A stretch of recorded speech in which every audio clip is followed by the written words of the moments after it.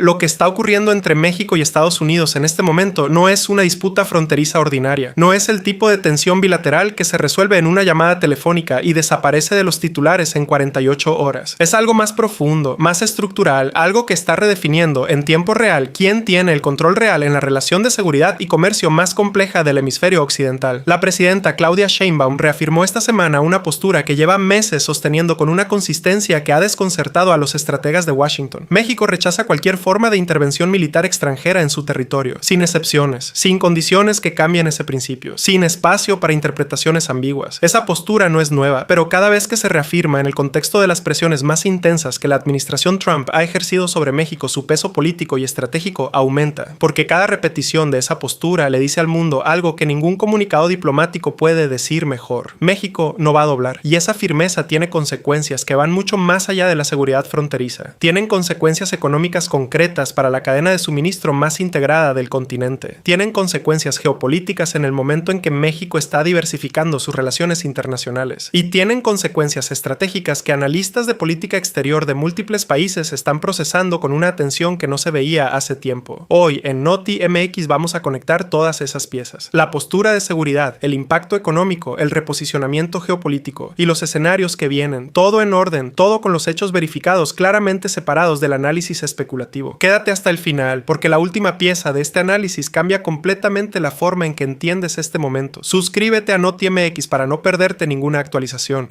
Para entender la magnitud de lo que está ocurriendo, primero necesitas entender la consistencia de la postura mexicana, porque no es nueva, no surgió como reacción a una presión específica de este mes. Es una posición que Sheinbaum ha sostenido y repetido desde el inicio de su gobierno, y que tiene raíces en algo más profundo que la política coyuntural. Trump ha planteado públicamente, en declaraciones verificadas por medios como Reuters, AP y Associated Press, la posibilidad de operaciones militares estadounidenses en territorio mexicano para actuar contra organizaciones criminales. Ha designado a los cárteles como organizaciones terroristas extranjeras. Ha planteado el uso de fuerzas especiales. Ha hablado de ataques aéreos contra infraestructura de los cárteles. Y la respuesta de Sheinbaum ha sido la misma en cada ocasión, verificable en grabaciones de sus conferencias matutinas y en declaraciones oficiales de la Cancillería. México puede cooperar, puede compartir inteligencia, puede extraditar, pero no acepta ninguna operación militar extranjera en su territorio. El territorio mexicano es inviolable. Esa no es una postura de debilidad, es una postura de principio con raíces históricas profundas que cualquier mexicano de cualquier orientación política comprende en su dimensión completa. Y es una postura que Sheinbaum ha demostrado que puede sostener independientemente del nivel de presión. Aquí hay que explicar algo que los análisis desde Washington frecuentemente no capturan con suficiente claridad. La negativa mexicana a aceptar intervención militar no es solo ideológica, tiene una lógica estratégica muy concreta. La primera razón es soberana y constitucional. La Constitución mexicana y la historia diplomática del país tienen un principio de no intervención que no es una postura de gobierno, es un principio de Estado. Cualquier gobierno mexicano que aceptara operaciones militares extranjeras en su territorio sin el marco de la soberanía nacional enfrentaría una crisis política interna de dimensiones históricas. La segunda razón es operativa. Los expertos en seguridad que han analizado el tema señalan consistentemente que las operaciones militares unilaterales en territorio de un país con el que se tiene una relación comercial tan profunda tienen costos que van mucho más allá del objetivo inmediato. Generan resistencia política que dificulta la cooperación futura. Crean precedentes que pueden ser explotados políticamente. Y en el contexto del crimen organizado mexicano, no hay evidencia histórica de que las intervenciones militares externas hayan producido resultados sostenibles. La tercera razón es de política exterior. En el contexto internacional actual, donde múltiples países del llamado sur global están evaluando sus relaciones con las grandes potencias, una postura firme de no intervención posiciona a México como un referente de soberanía que tiene resonancia más allá de sus fronteras. Aquí hay que ser precisos, porque la narrativa de que México simplemente dice no y no hace nada en materia de seguridad no refleja la realidad documentada. Las extradiciones de líderes del crimen organizado han continuado a un ritmo que medios como Reuters y Associated Press han documentado en múltiples reportes. El despliegue de la Guardia Nacional en zonas de conflicto es verificable en las comunicaciones oficiales de la Secretaría de Seguridad. Las operaciones contra infraestructura financiera del crimen organizado, incluyendo decomisos de activos y arrestos de figuras financieras, están documentadas en los reportes del fiscal general, y la cooperación en materia de inteligencia, aunque sus detalles son por naturaleza reservados, es reconocida por funcionarios de ambos lados en declaraciones públicas verificables. Eso no significa que el problema del crimen organizado esté resuelto ni cerca de estarlo. Los datos sobre violencia, sobre tráfico de fentanilo y sobre operación de los cárteles muestran una situación que sigue siendo muy grave, pero sí significa que la postura mexicana no es de pasividad, es de acción soberana, sin coordinación militar extranjera y sin ceder el principio de que las operaciones en territorio mexicano son competencia exclusiva de las autoridades mexicanas.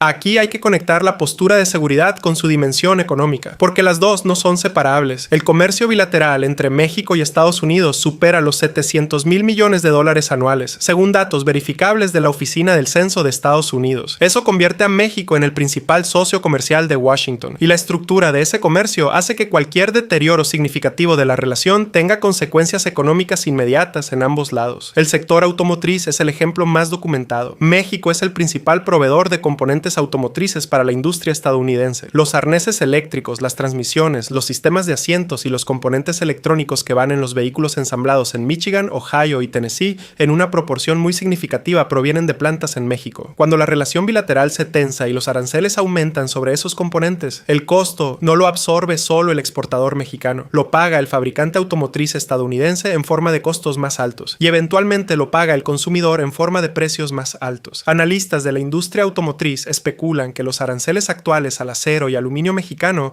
ya están generando presiones de costo que se están trasladando gradualmente a los precios finales de los vehículos. Las cifras exactas de ese impacto varían según la fuente y la metodología, pero la dirección del efecto es consistente en todos los análisis. Aquí hay algo que pasó casi desapercibido en la cobertura de medios, pero que analistas de política comercial describen como uno de los movimientos más inteligentes del gobierno mexicano. Mientras las tensiones arancelarias con Estados Unidos se intensificaban, México implementó su propia política de aranceles sobre productos de países sin tratados de libre comercio. Esa medida está documentada en las comunicaciones oficiales de la Secretaría de Economía y fue reportada por medios como Reuters y Bloomberg. La lógica de esa medida tiene dos dimensiones. La primera es proteccionista en el sentido técnico. Al encarecer los productos de países sin TLC, México protege a sus propias industrias de la competencia de importaciones que entran a precios que los analistas llaman de dumping, es decir, por debajo de su costo de producción real. La segunda dimensión es estratégica y geopolítica. Esa medida le dice a Washington algo muy concreto. México está cerrando activamente la puerta trasera por la que productos asiáticos podrían entrar al mercado norteamericano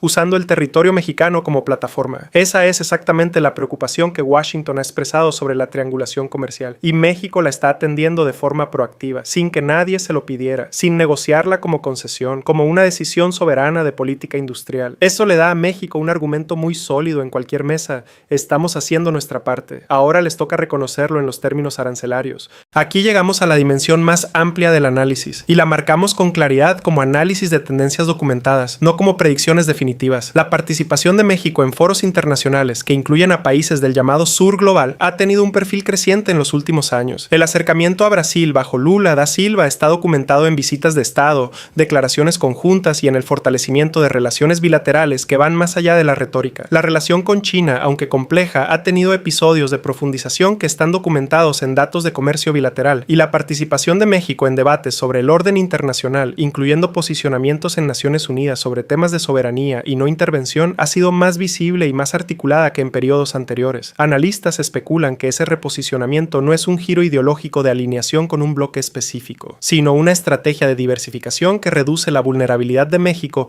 ante la concentración de su relación exterior con un solo socio. Un México que tiene relaciones sólidas con múltiples actores globales llega a cualquier negociación bilateral con más opciones, y más opciones siempre significa más capacidad de negociación. Aquí hay un elemento que conecta el reposicionamiento geopolítico con la realidad económica inmediata. El nearshoring, la relocalización de cadenas de producción desde Asia hacia América del Norte, está atrayendo inversión a México de empresas que no son exclusivamente norteamericanas, empresas europeas, empresas asiáticas que quieren acceso al mercado norteamericano y que para ello necesitan producir dentro del marco del TEMEC, empresas de múltiples orígenes que ven en México una plataforma global, no solo norteamericana. Ese fenómeno, documentado en los reportes de inversión del Banco de México y del INEGI, está creando una estructura de intereses que es más diversa que la de hace 10 años. No solo empresas estadounidenses defienden sus inversiones en México, también lo hacen empresas alemanas, japonesas, coreanas, que tienen miles de millones de dólares comprometidos en parques industriales de Nuevo León, Querétaro y Guanajuato. Analistas especulan que esa diversidad de inversores reduce la capacidad de Washington de usar la presión económica como palanca efectiva sobre México. México, porque las consecuencias de una escalada arancelaria ya no se limitan a la relación México-Estados Unidos, se extienden a las relaciones de Estados Unidos con los países de origen de esas empresas, y eso complica significativamente el cálculo estratégico. Aquí entramos explícitamente al terreno del análisis prospectivo, lo marcamos como tal. Estas son proyecciones basadas en el análisis de las dinámicas actuales, no predicciones con certeza. En el corto plazo, la tensión probablemente se mantendrá. La revisión del TMEC programada para 2026 es el punto de convergencia, donde las presiones acumuladas van a salir a la superficie de forma formal. Las negociaciones en ese contexto van a ser complejas precisamente porque hay múltiples temas entrelazados. La postura de seguridad, los aranceles al acero y aluminio, las reglas de origen en el sector automotriz, los estándares laborales y su verificación, y la postura de México frente a la inversión de origen asiático. Cada uno de esos temas tiene su propia lógica y sus propios grupos de interés en ambos países. Analistas especulan que el resultado más probable no es ni la capitulación de ninguno de los dos lados ni la ruptura dramática, sino un proceso de negociación prolongado donde cada lado ajusta posiciones en algunos puntos mientras mantiene líneas rojas en otros. Ese proceso va a generar incertidumbre, y la incertidumbre tiene sus propios costos económicos en términos de decisiones de inversión que se pausan mientras el panorama se aclara. En el mediano plazo, analistas de comercio internacional identifican la revisión del TMEC como el momento más crítico de la relación bilateral en los próximos 2 años. Esa revisión no es opcional, está prevista en el texto del tratado y es la oportunidad donde todos los temas acumulados van a tener que ser abordados formalmente. Washington va a llegar a esa revisión buscando condiciones más favorables en seguridad, en reglas de origen y en restricciones a la inversión asiática. México va a llegar buscando la eliminación de los aranceles sobre acero y aluminio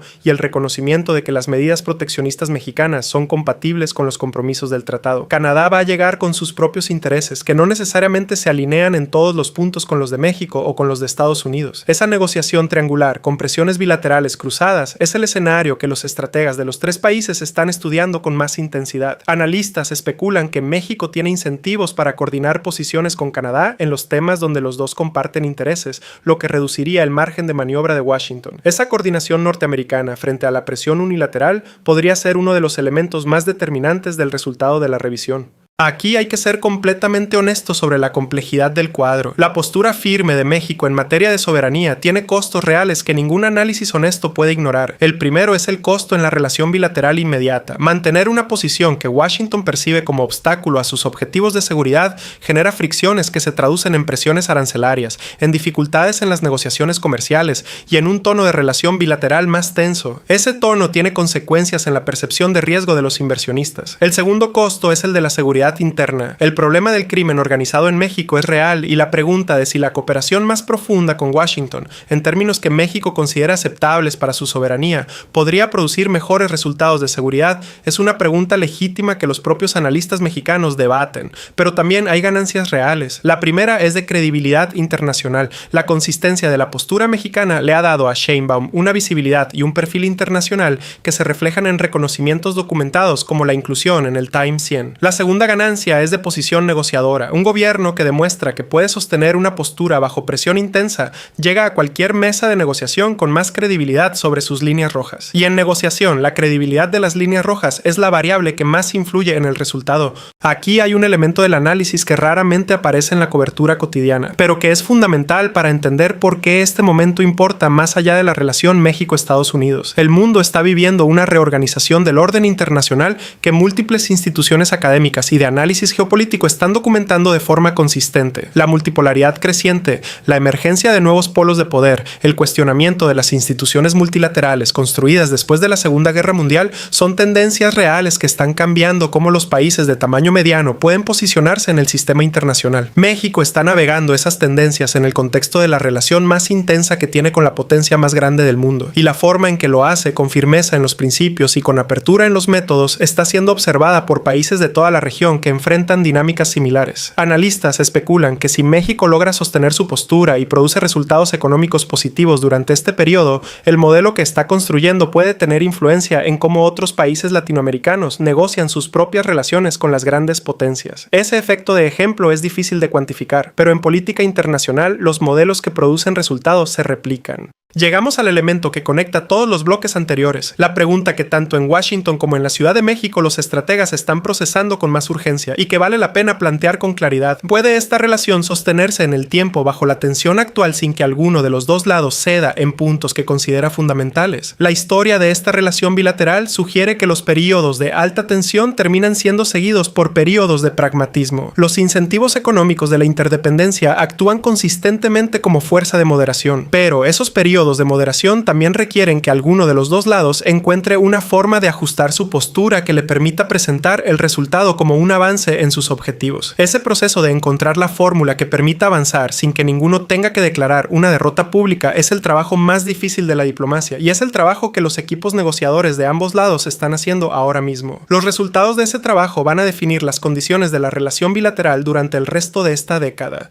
Quiero que te lleves 3 ideas muy claras del análisis de hoy. La primera, la postura de México sobre soberanía y no intervención no es una posición improvisada ni reactiva, es un principio consistente con raíces históricas y constitucionales profundas que cualquier análisis serio tiene que reconocer, y es una postura que Sheinbaum ha demostrado que puede sostener independientemente del nivel de presión. La segunda, las consecuencias de esa postura no son solo diplomáticas, son económicas en la cadena de suministro más integrada del continente, son geopolíticas en el reposicionamiento de México como actor con múltiples vínculos internacionales y son estratégicas en los términos bajo los cuales México va a negociar la revisión del TMEC en 2026. La tercera, el escenario no tiene resolución simple ni inmediata. Los analistas coinciden en que lo más probable es un periodo prolongado de tensión gestionada, donde ambos lados mantienen sus posiciones de principio mientras buscan acuerdos técnicos en los puntos donde hay margen. Ese proceso es menos dramático que los titulares sugieren, pero más determinante para el futuro de lo que la mayoría de las personas le prestan atención. En Noti MX vamos a seguir cada movimiento de este proceso, con los hechos verificados, claramente identificados, con el análisis especulativo marcado como tal, y con la honestidad de decirte qué sabemos con certeza y qué estamos analizando como posibilidad. Suscríbete a Noti MX para no perderte ninguna actualización. Activa la campanita, comparte este video con alguien que quiera entender este momento más allá del titular de 30 segundos. Y dinos en los comentarios, ¿crees que Trump va a escalar la presión sobre México o va a buscar una salida negociada antes de que la revisión del TMEC se convierta en un campo de batalla? Queremos leer tu análisis. Esto fue Noti MX. La relación entre México y Estados Unidos es la historia más importante del continente en este momento, y nosotros vamos a estar aquí para contártela con honestidad. Nos vemos en el próximo video.